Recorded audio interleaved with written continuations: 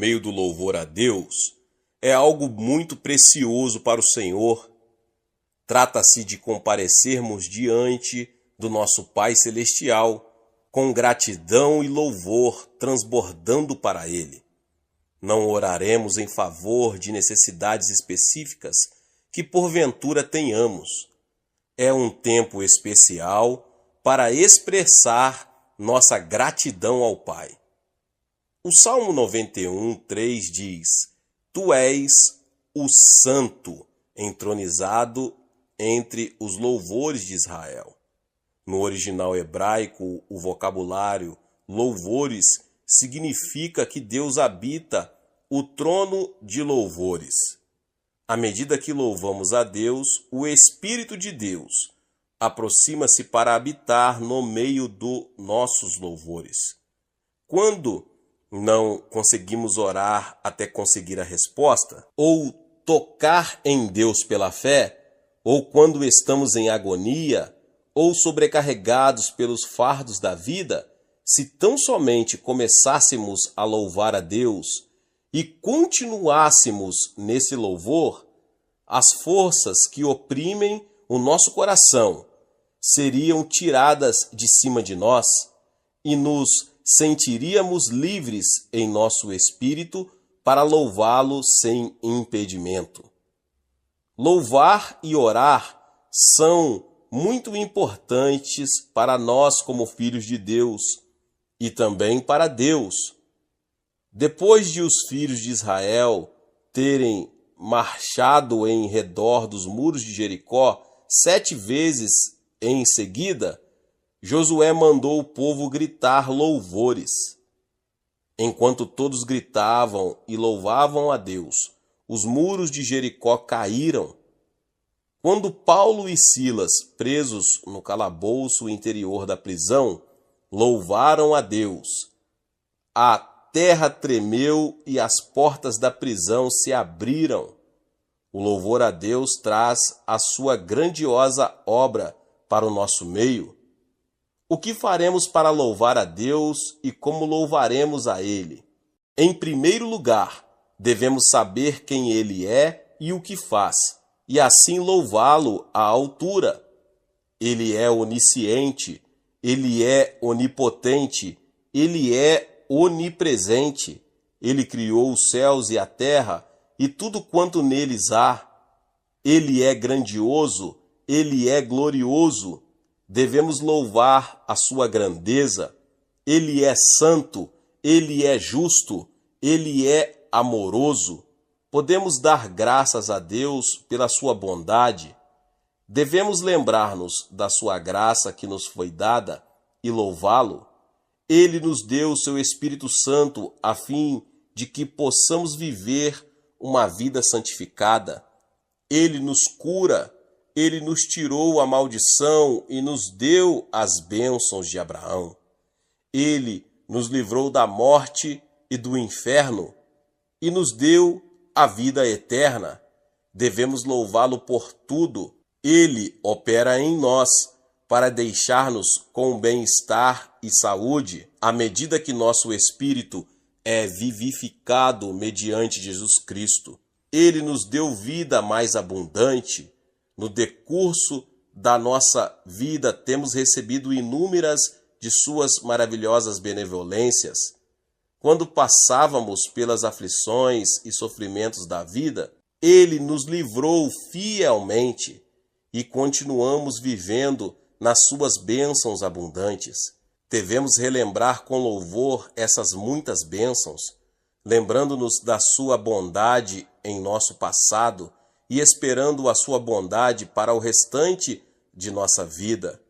Sempre teremos muitos motivos para louvá-lo. A nobreza da verdadeira fé cristã vê-se em nossas ações de graça e louvor a Ele. A palavra de Deus afirma: aquele que oferece sacrifício de louvor me glorifica, e aquele que bem ordena o seu caminho, eu mostrarei a salvação de Deus. Salmo 50:23. As ações de graça e o louvor devem ser dirigidos somente a Deus. Se às vezes nada temos em mente para pedir a Deus, o simples fato de ficarmos sentados na sua presença, adorando e louvando, deixa-nos desfrutar da sua graça. Há muitos anos, quando fundávamos nossa primeira igreja em Buvandong, numa área de favelas em Seul, certo ancião que vinha fielmente às reuniões de oração de manhã cedo orava assim: Deus Pai, só quero agradecer-te, só te agradeço, Pai. Obrigado, obrigado. Todas as manhãs ouvíamos a sua oração, oferecendo ações de graça e louvores a Deus. Começava seu período de oração com ações de graça e o terminava com ações de graça. Eu, como pastor jovem, não conseguia entender por que ele dedicava tanto tempo para simplesmente dizer obrigado, Deus, e louvar ao Senhor. Mas agora, depois de muitos anos de ministério, ao refletir sobre a oração do ancião, que se sentava numa esteira surrada de palha de arroz, reconheço que esse homem tinha fé profunda e grande estima pela bondade de Deus para com ele. Refletindo sobre a minha vida, nada tenho que oferecer ao meu Pai, senão gratidão por todos os aspectos da minha vida. Até nos mínimos detalhes da minha vida, tudo tenho recebido mediante a sua graça. O salmista Davi foi reconhecido como um homem segundo o coração de Deus, porque ele foi quem mais louvou a Deus.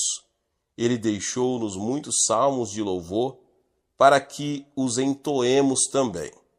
Nós, os cristãos, lembramos-nos do exemplo de Davi. Não devemos negligenciar a oração de louvor ao nosso Pai. Glória a Deus, Deus abençoe a vida dos irmãos e irmãs que ouviram essa palavra. Se você que chegou aqui talvez pela primeira vez e ainda não é inscrito aqui no canal, se inscreva no canal e ative o sininho das notificações. Todos os dias são postados vídeos abençoados aqui no canal para te abençoar. Deixe também o seu like, não esqueça, meus irmãos e irmãs, de compartilhar este vídeo com mais pessoas. Nos vemos nos próximos vídeos. Amém. Alguns anos atrás, eu viajava por vários países. Em certo país, preguei cerca de 30 vezes a grupos que contavam com um total de mais de 25 mil pessoas. Embora alguma destas reuniões tivessem resultados espirituais duradouros, fiquei grandemente perturbado pela condição da maioria das igrejas nesse país. Havia muitas igrejas lindas, mas aos domingos quase todas encontravam-se vazias. Até mesmo os crentes que iam à igreja pareciam inquietos e desambientados, mais como um grupo de órfãos que uma família de crentes. Muitos desses crentes eram gente boa, mas seu conhecimento da vontade de Deus para suas vidas era limitado, e sua alegria parecia ainda menor.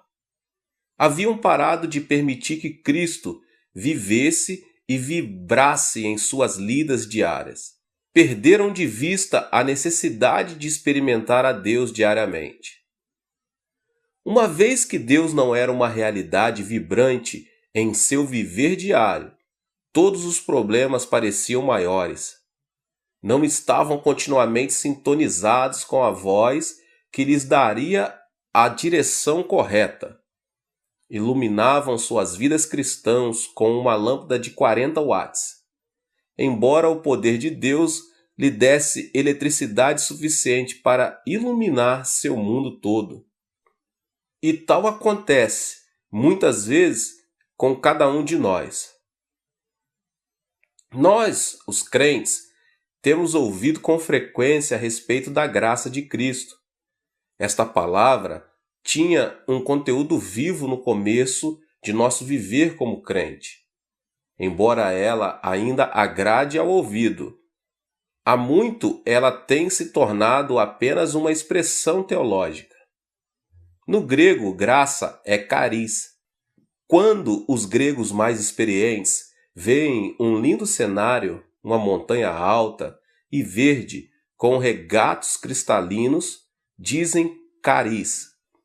Quando ouvem música de uma beleza que prende a mente, levando às alturas do deleite, dizem cariz. Cariz refere-se a um elemento especial da beleza natural, nas belas artes, na música e nas lindas canções dos seres humanos. A graça é provida mediante a vida de Cristo na terra e sua morte na cruz. Por meio da aceitação da sua graça, pela fé, Cristo vem a você e o transforma em uma criatura de beleza. Ele muda o seu caráter e, à medida que você lhe permite, ele cria e desenvolve em você uma linda e nova personalidade. Ele pode tornar lindo o seu lar. Ele pode tornar maravilhosa a sua vida. Em Efésios 1:6 lemos: a riqueza da sua graça, que Deus derramou abundantemente sobre nós. Esta é uma graça que não deve ser experimentada apenas uma vez em sua vida, mas em muitas ocasiões. Cerca de 20 anos atrás, minha sogra e eu visitamos uma das piores casas que já vimos. A família que aí residia tinha 10 filhos, mas era destituída de posses materiais. O pai era alcoólatra. Este homem, em certa época, também havia sido viciado em narcótico. Um sobrinho seu, presidente de uma das melhores faculdades médicas da Coreia, fez tudo o que encontrava ao seu alcance para curar o vício do tio, mas não conseguiu. Pôde apenas levá-lo ao modificar o hábito, passando de narcótico para o álcool. Esta mudança, contudo, acarretou uma situação pior. Seu tio, pai de 10 filhos, com o tempo, tornou-se alcoólatra crônico. Bebia desde cedo até tarde da noite. Seus filhos engraxavam sapatos, tentando ganhar dinheiro suficiente para sustentar a família. Mas o pai tirava todo o dinheiro que eles ganhavam para comprar bebida em vez de alimento. O dinheiro que o pai porventura ganhava também era usado para o álcool. Sem dinheiro, a família toda vivia como mendigos. Quando tive a oportunidade de falar com a esposa dele a respeito da vida em Jesus Cristo, ela encontrava-se muito triste. Estava magra por causa da má nutrição. Tinha problemas cardíacos e dores estomacais, e seu estado mental era de profunda depressão. Enquanto falava com ela, ela não queria me ouvir. "Quero morrer", respondeu ela. "A melhor coisa que poderia acontecer comigo é a morte. Por causa do amor que tenho à minha família, não cometerei o suicídio. Senhor, seja bom para comigo. Por favor, por que não me mate?" "Eu não vim aqui com a finalidade de matá-la", disse eu com firmeza. "Vim aqui para falar-lhe da graça de Jesus Cristo."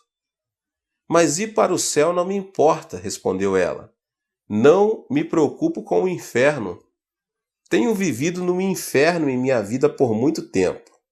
"Irmã", desafiei-a, "gostaria de ver sua vida mudada?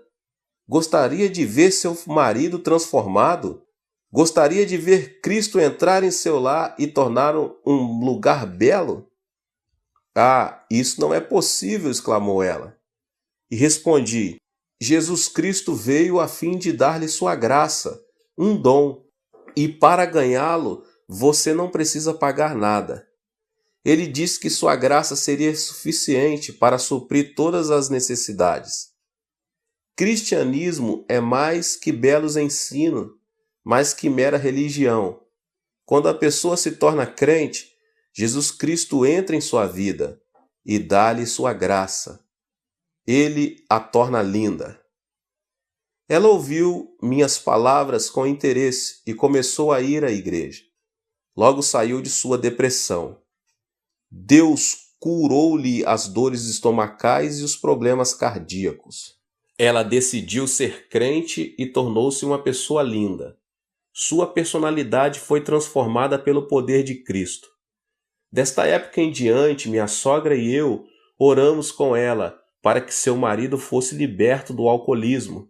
Todos os que ouviam falar que estávamos orando por seu marido riam-se de nós. Muitas vezes, ele próprio ia à igreja a fim de ridicularizar-nos. Contudo, persistíamos em nossas orações a Deus. Sabíamos que a graça de Jesus Cristo podia mudar seus desejos e personalidade. Passaram-se alguns meses. Certa manhã, levantei-me às 4 horas para nossa reunião diária de oração. Depois de apresentar o sermão, todos nós começamos a orar. De súbito, senti-me como se caísse em profundo sono. Parecia que meu espírito estava sendo levado e eu podia ver a glória do céu. Então a voz de Cristo falou ao meu coração: Meu filho, ouvi suas orações. Fiquei tomado de alegria, corri para minha sogra dizendo: Mãe, Jesus ouviu nossas orações. Mais tarde, enquanto tomávamos o café da manhã, um dos filhos do alcoólatra veio até minha casa. Em suas mãos, uma mensagem. O pai estava morrendo. Fiquei espantado. Foi naquela manhã que Cristo me havia dado a certeza de que ele ficaria bom. Minha sogra e eu corremos para a casa deles. Lá encontramos um homem próximo à morte. Sua esposa disse-nos tristemente: Ele tem gritado a noite toda, está morrendo e ameaça matar-nos a todos. Enquanto o ouvia gritar, pude perceber alguma coisa a mais. Ele não morria de verdade. Satanás, contudo, tinha se apoderado de sua vida e mente, levando-o a pensar e a agir como se a morte logo seria uma realidade. Assim, unimos-nos e oramos, repreendendo o espírito de Satanás. Reivindicamos a vitória em nome do Senhor Jesus Cristo. Então sentimos a linda presença do Senhor. Instantaneamente o homem caiu em um profundo sono. Deixamos-nos a casa crendo em Deus e louvando-o pela vitória. Jesus havia tocado o alcoólatra com sua graça. Desde esse dia, ele não mais tomou uma gota de algum álcool sequer. A graça de Deus começou a fazer dele uma pessoa diferente. Seus amigos começaram a ajudá-lo.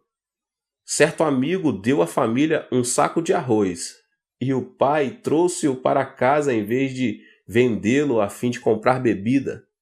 Era a primeira vez que ele trazia arroz para casa em 10 anos. A esposa dele ficou tão comovida que começou a chorar. Então ela se lembrou de meu sermão sobre pagar o dízimo. Ela separou a 10ª parte do arroz, mas não se sentia à vontade em dá-la a Deus. Ora, Jesus, argumentava ela, tu sabes que precisamos deste arroz.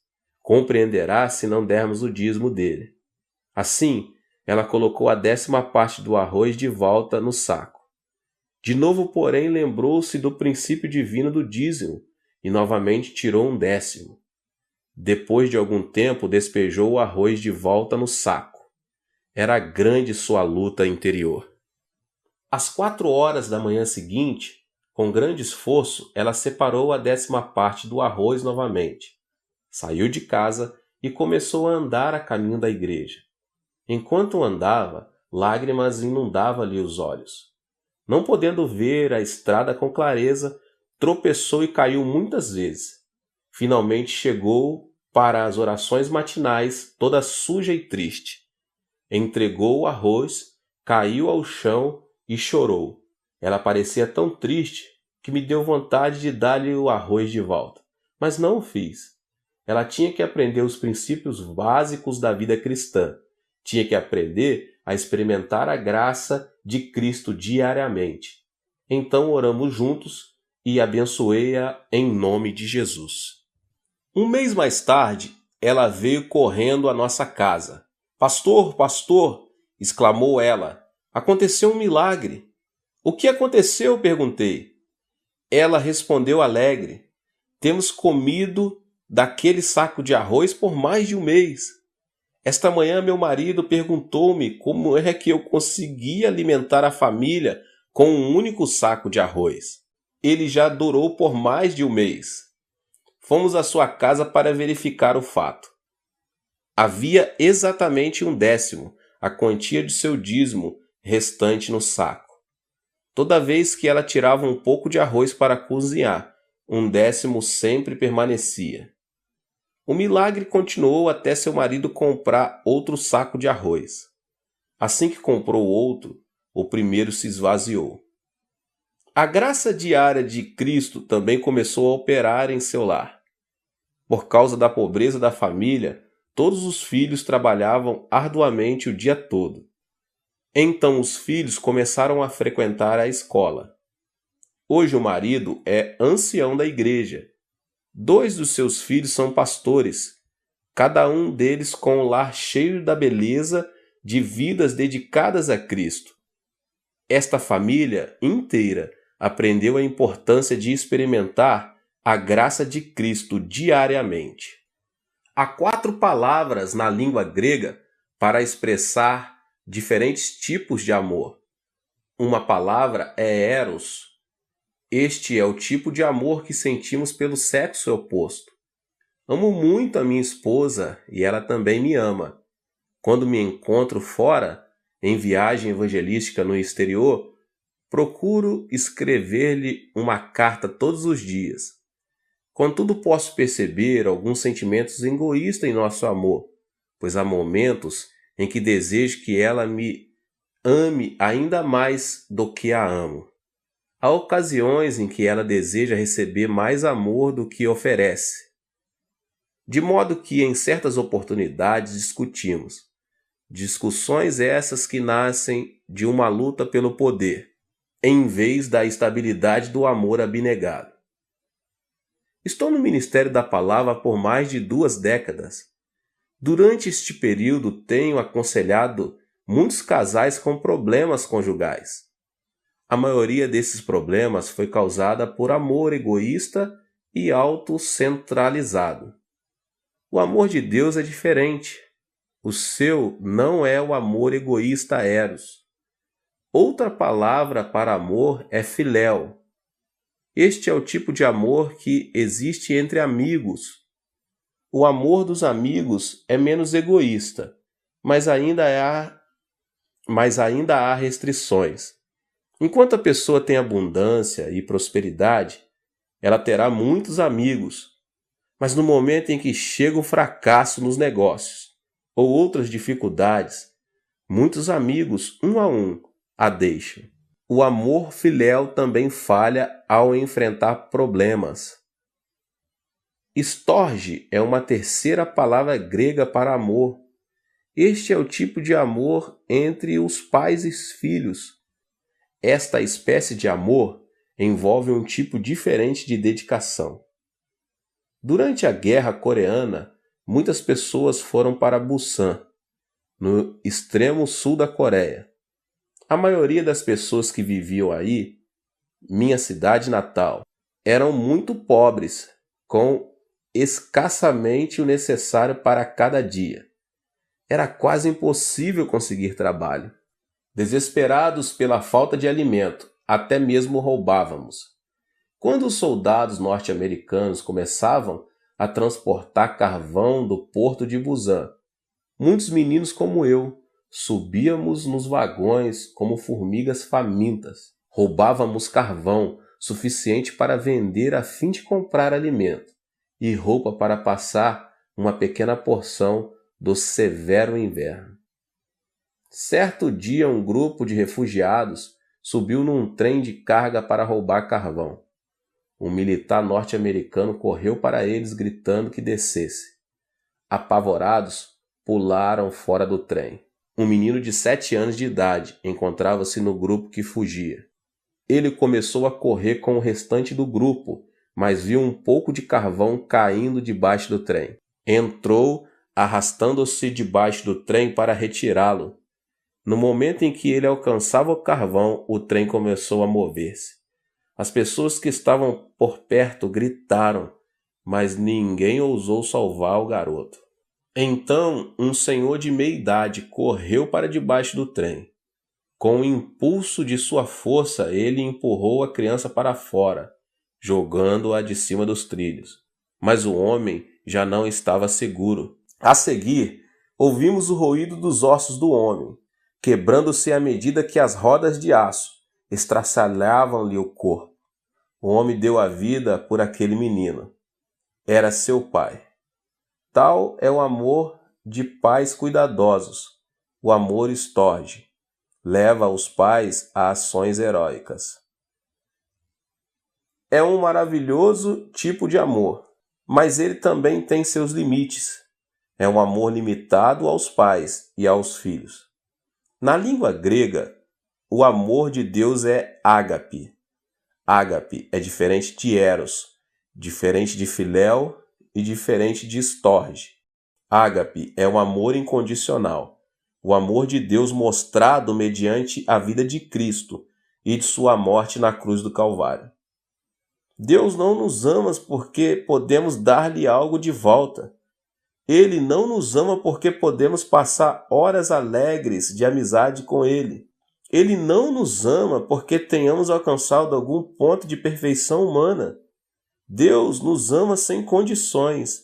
Deus é amor e é de sua natureza amar. Cristo viveu uma vida sem pecados e de livre e espontânea vontade sofreu a morte de torturas de um criminoso por causa do amor ágape. Cristo sofreu na cruz a morte que era nossa. Por meio de Cristo, Deus provou que nos ama, a você e a mim, a despeito de nossos pecados, nossas fraquezas e do fato de não merecermos o seu amor. Se você colocar sua fé em Deus, Ele pode purificá-lo dos seus pecados e conceder-lhe o perdão. Com a ressurreição de Jesus, provou-se o poder de Deus, poder que pode dar força às nossas debilidades. Deus apresenta um convite a todos nós. Vinde a mim, todos os que estáis cansados e sobrecarregados, e eu vos aliviarei. Isto está em Mateus 11, 28.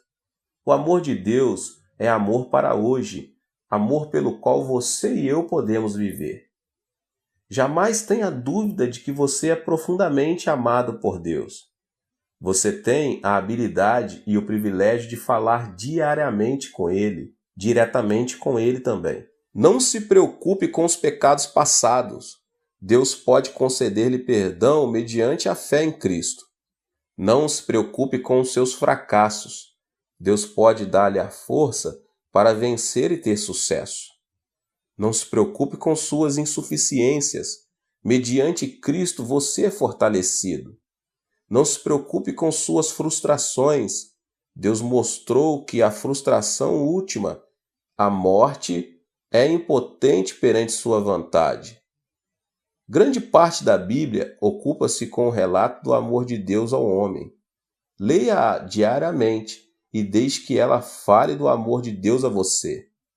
Faça da oração parte de suas atividades diárias. Converse com Deus com honestidade e do íntimo do seu coração em mente. Permita que Deus lhe responda com palavras de amor e sabedoria.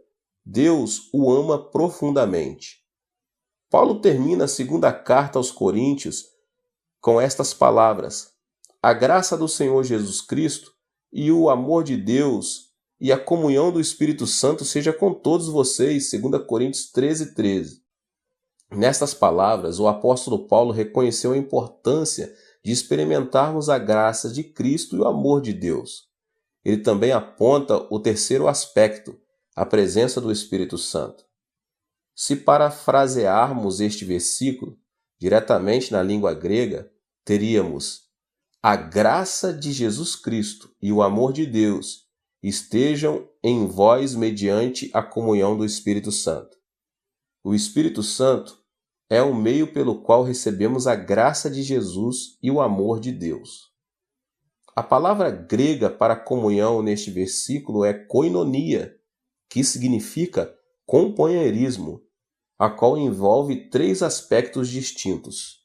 Os dias do Antigo Testamento foram a época em que o nosso Pai Celestial lidou com o homem mais diretamente que nas eras seguintes. Então o Pai enviou seu Filho, Jesus Cristo, que viveu e andou entre os homens por 33 anos. Enquanto vivia na terra, Cristo falou de outro que viria depois dele.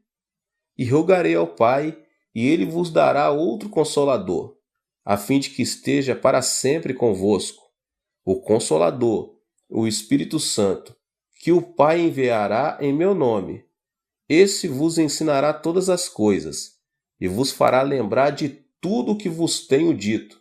João 14, 16 e 26. Hoje, mediante a pessoa do Espírito Santo, podemos experimentar o amor de Deus e a graça de Cristo. O Espírito Santo é uma pessoa, o terceiro membro do Deus triuno e uno. Não podemos verdadeiramente conhecer a pessoa somente por seu nome, nem mesmo mediante uma apresentação formal ou uma polida de troca de cumprimentos. Só conhecemos uma pessoa por meio da comunhão íntima e do partilhar amor mútuo. A fim de termos comunhão com essa pessoa, devemos compreender um ao outro, falar um com o outro, partilhar ideias, temores, sonhos e esperanças. A fim de experimentar Deus diariamente, é preciso que tenhamos este tipo de comunhão com o Espírito Santo. Devemos dar-lhe acolhida em nosso coração, falar com ele sinceramente e desfrutar de sua presença. Muitos seminários teológicos famosos têm enviado alunos para falarem comigo. Desejam saber o segredo do êxito de meu ministério. Minha resposta tem sido: tenho tido sucesso por causa do Espírito Santo. É importante reconhecer e apreciar a presença do Espírito Santo. Sempre que subo ao púlpito para pregar, oro: querido Espírito Santo, guia os meus pensamentos e abençoa as palavras que vou falar. Depois eu oro: querido Espírito Santo, abençoa muitos durante este culto. Terminada a pregação, oro dizendo: querido Espírito Santo, obrigado por teu precioso poder. Quando leio a Bíblia, oro: Espírito Santo, ilumina meu coração, ensina-me, faze-me conhecer as verdades de Deus. Receba o Espírito Santo nas atividades diárias da sua vida. Não importa quais insignificantes possam parecer. Dependa dele e diga-lhe o quanto você o ama. Só então começa a verdadeira comunhão com o Espírito Santo. Lembre-se, ele estará para sempre convosco. João 14,16. Koinonia também significa associação, parceria. Sem o Espírito Santo como nosso sócio, jamais poderemos realizar nada de grande para Deus. Esta é uma das razões principais porque muitas igrejas tornam-se vazias e por este motivo que muitos jovens estão saindo da igreja. Sem o Espírito Santo, o reino de Deus não pode ser adequadamente construído e não podemos experimentar a graça de Jesus e o amor de Deus.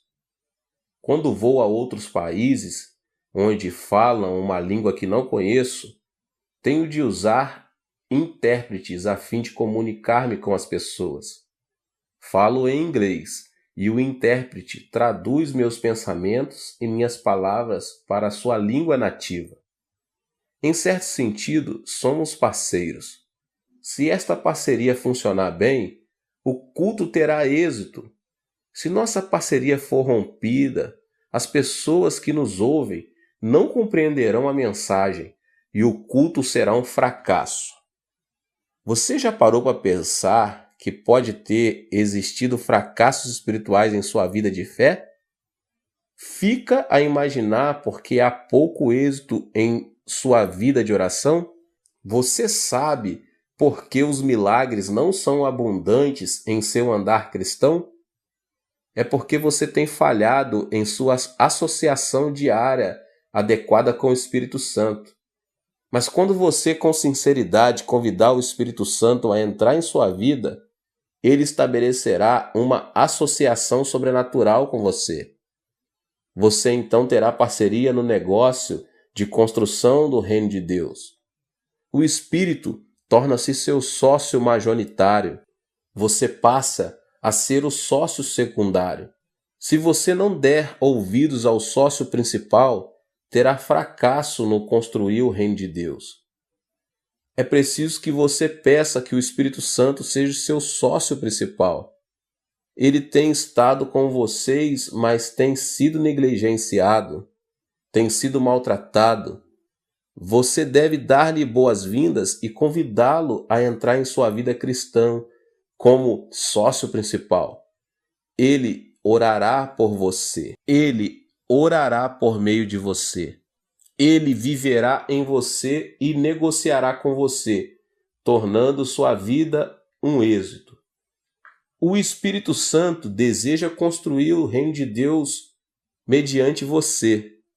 Ele deseja dar-lhe o poder de Deus que somente uma associação profunda com ele pode desenvolver. Koinonia propõe transporte. Transporte é um serviço de que todos nós necessitamos. Quando a pessoa desejar ir a outro país, geralmente vai de avião, de trem ou de carro. Até mesmo nos supermercados vemos os resultados do transporte. O alimento e legumes que aí se encontram foram trazidos de lugares distantes, e o transporte desses bens enriquece-nos a vida. A maioria de nós lembra-se da pessoa que nos trouxe muitas coisas que desejamos e de que precisamos, o transportador. Ele já nos trouxe de tudo, desde alimento até aparelhos de televisão. Embora em geral ignoremos a sua importância, ele nos trouxe coisas que tornaram nossa vida mais agradável. Em certo sentido, o Espírito Santo é o transportador de Deus. O Espírito Santo transporta a graça de Jesus Cristo e o amor desde o trono celeste até nosso coração, lar e igreja. O Espírito Santo também leva nossas orações ao trono de Deus.